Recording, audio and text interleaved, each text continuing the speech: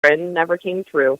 It was just one of them. But he knew his dad was up there every single chance he got, usually on the weekends during the summer, and he was not going to stop until the boys were found. And back in September, they were both found, and they were pretty much in the same area that I had said, and in the same manner in which he had showed me, because he was very specific, saying that they were not together, and he told me the manner in which the accident occurred, and it was very evident once the bodies were recovered.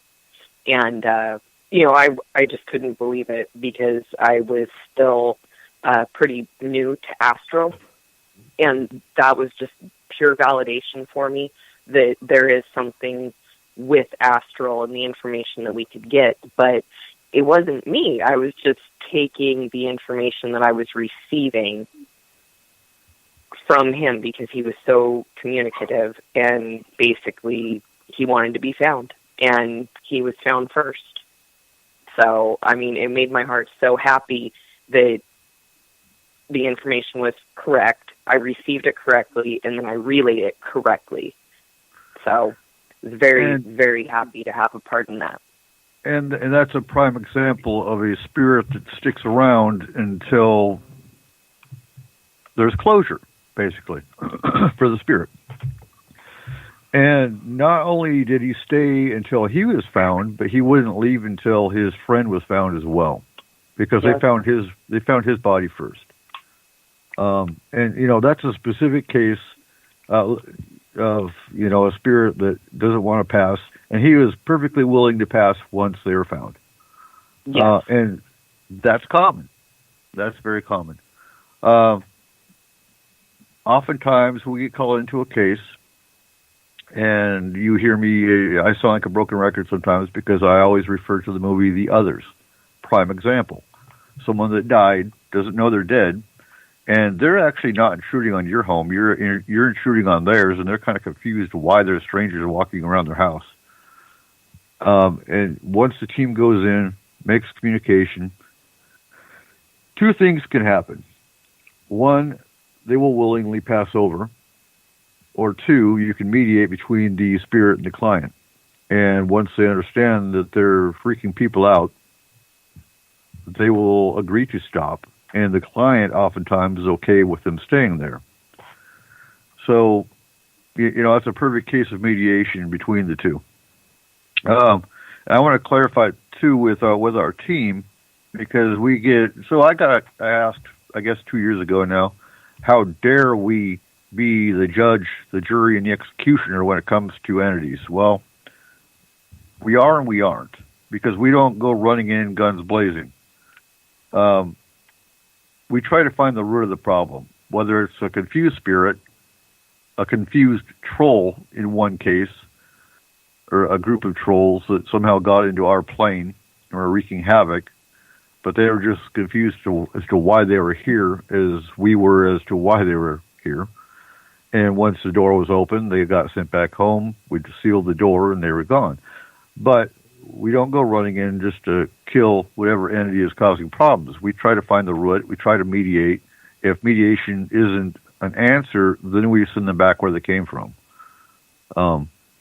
That's just the bottom line. So, are we the judge or the jury and executioner? Sometimes we can be, when it comes to human safety. So, what else with spirits?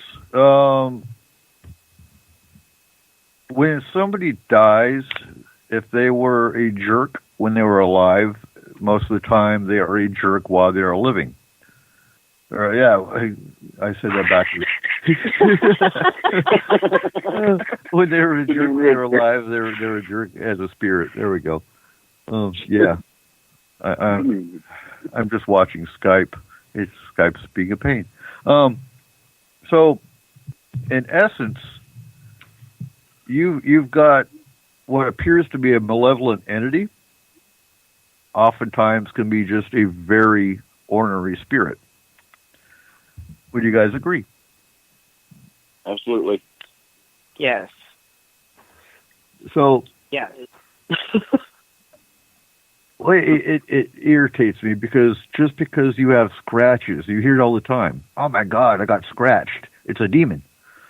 No, no, no. Not even all malevolent entities are demons. Demons are highly rare. True demonic activity is highly rare. I'll say within FMP we might have 3 demonic cases a year. Now, some people will say, well, I've been a demonologist for 40 years and only encountered one honestly. Well, and that's true.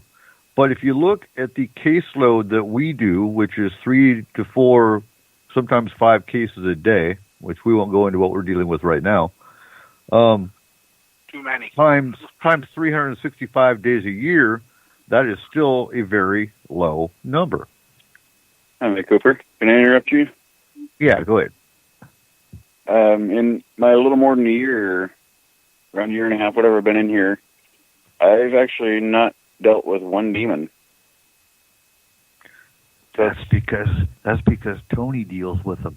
But yeah, I was going to say, Brent, you're lucky. Yeah. So, in all fairness, Tony is usually the one that we call in for if we sense that it might be a demonic case. We'll send Tony in for safety purposes.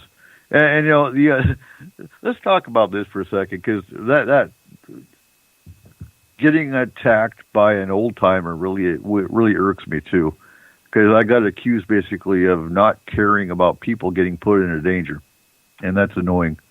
So I want to clarify. Yeah.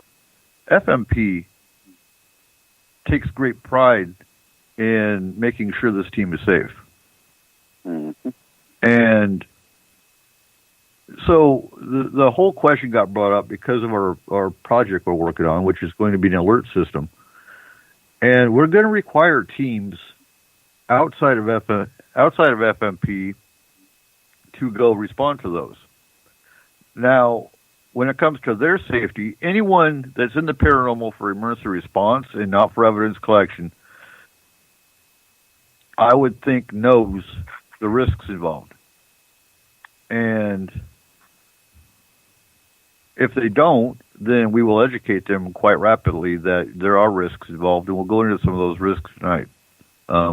In fact, if you haven't seen some of the risks by now, you will by the end of the show. At least with the spirit and entity side. Now, Jason's got a question. Is our caseload increasing? No, not really. We took a break in December, so we're actually getting back to our normal flow right now. But, on an average year, we're averaging, I think at a high point, we were averaging about 5 to 10 a day. So like I was telling, I believe, Cole earlier tonight, because he was like, oh my God, you guys are busy. Well, yeah, but this is normal, because I've had days where we would be working on 5 cases, and we have 5 more that come in at one time. And that's where the triage system comes in handy.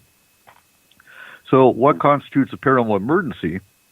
We have 3 tiers. Tier 1 is any case involving children and pregnant women. And pregnant women is in that category because, 1, you're already under stress being pregnant, so you don't need paranormal activity increasing that stress. And 2, there are entities out there that are after souls, so you don't want the risk of a fetus being miscarried because its soul was taken at a certain point in pregnancy anyway. So tier 2 is where you have scratches, you have physical damage, somebody got pushed down the stairs, somebody got pushed, and psychiatric trauma fits into that category as well. If it's a highly fearful, it's a terrifying case, then that's one we'll jump into with tier 2. And we only jump into the tier system when we get multiple cases at one point. You guys are too quiet tonight. Usually we're talking over each other.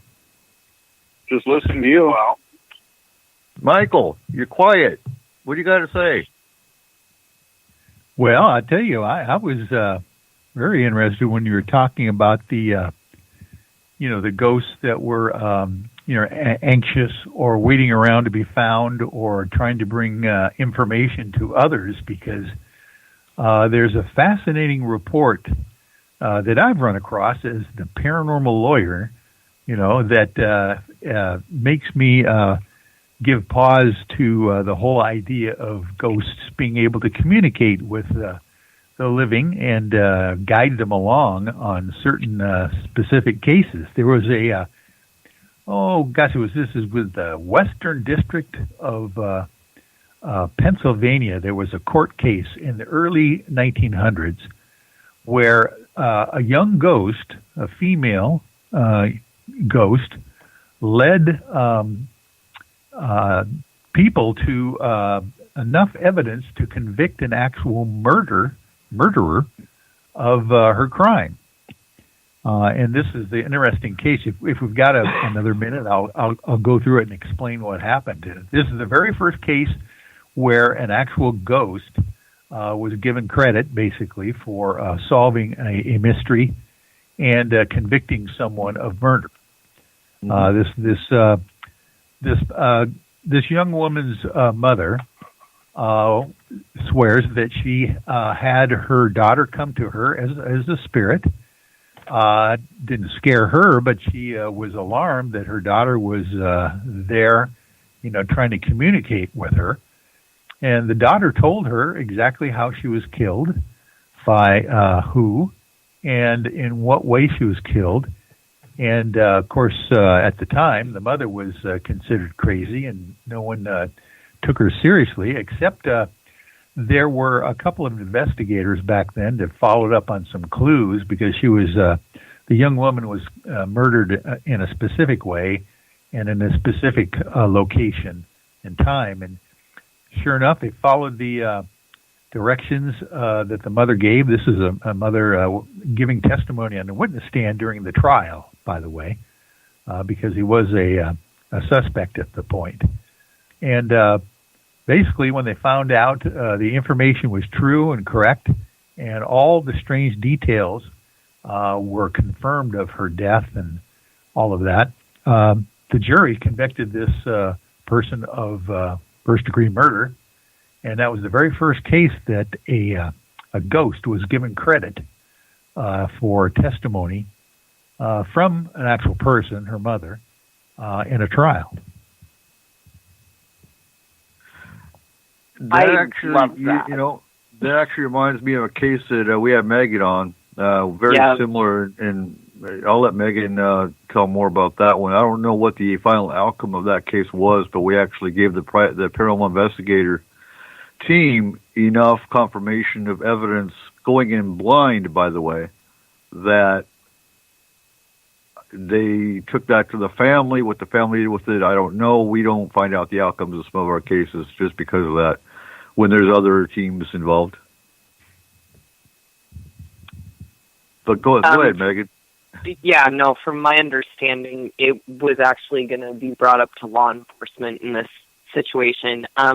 I was asked to do a cold case from 1973, and I was able to look at it astrally, and I saw the murderer's face, and I was so shocked because it was clear as day to me, and sitting here for like 2 days trying to figure out, how do I actually send a sketch of this perpetrator's face to this woman who's asking me for help, knowing, because I got indications that this man is still alive.